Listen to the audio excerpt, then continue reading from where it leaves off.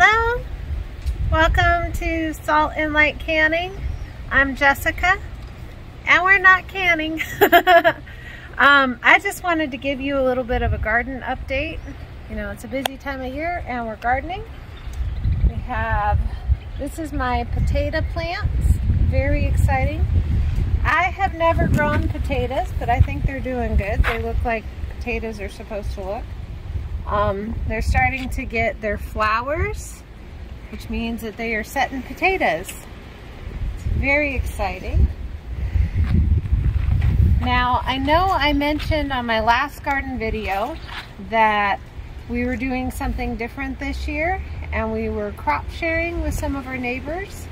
So I'm growing specific crops in my garden space. We're growing with them specific crops in their garden space. So that means this year, primarily in my garden space, I have zucchini. I mean, I have some things in these bags. So I have potatoes and carrots and beets in these bags because I've never been able to successfully grow those before, because our soil, we have sand on clay and it's got a lot of alkali and there's lots of stuff going on. So, I mean, we do the best that we can with what we've got, right? So this year we're trying something different, and that's this container gardening with our root vegetables. And I'm hoping that they're gonna turn out great. We'll find out when we harvest. They look really pretty right now, so I think they're gonna be good.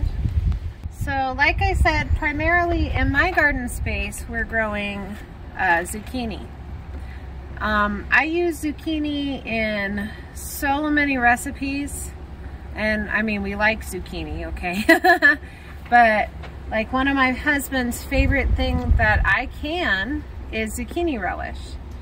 And I use a recipe very similar to what my grandma used, and it's absolutely delicious. But last year I put up a couple hundred jars of zucchini relish, and now I think we have 3. So I'm very happy that we have zucchini coming on. Now, I know most people for eating, they want the little tender zucchinis, right? That's not what I want for canning.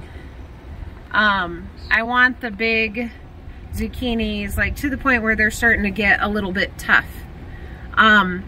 Because when I shred it all up and I make it into zucchini relish, or I put it in salsa, or I put it in my different pasta sauces, or sloppy joe sauce, or my chili base, it's not tough anymore.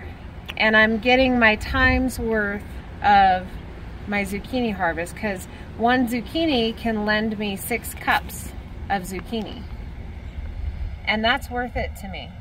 Also, I'm going to show you some other things in coming videos, not just the canning with the zucchini, but also I dehydrate zucchini, and I make zucchini chips to eat with your salsa. Or you can dehydrate your zucchini and grind it into flour, and then replace 1/3 of any grain flour that you have in a recipe. So I'm gonna make sure that a lot of my zucchinis get pretty big, because then also they're fully mature. I can harvest the seeds, and those seeds will grow next year. When you harvest young zucchini and they're small and tender, you have those soft seeds, but those seeds aren't good for planting and getting a plant to grow and for harvesting from your crop next year. So when you plant zucchini, if you let some of them get big and a little tough, and you harvest the seeds, and it'll be a little bit like a pumpkin seed coming out, then those seeds will be really, really good if you dry them and store them and plant them next year. Because anytime we're harvesting, we're going to try and collect those seeds. So also, we have some green beans, some pole beans growing in the back. That wasn't the plan, But when I ordered beans, they came in pole beans instead of bush beans. So that's what they are. And my dog really likes to sneak the green beans through the fence. It's wonderful. So we're gonna hope for a green bean harvest this year. We'll see. If not, we have some other interesting and exciting plans maybe. So we'll see what happens. But I just want you to be encouraged. This is not a big space. Okay, we really don't have that much space. It's about 20 by 15. But as you can see, you can do a lot with a big space. And like I said, the plants that I'm not growing here, we're crop sharing with our neighbors. So think outside the box. Maybe your neighbors and you can work out a deal where you grow some things that they like and they grow some things that you like, and together you get enough for both of your families. You never know. I want you to be encouraged.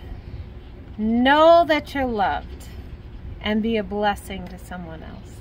We'll see you in the next video.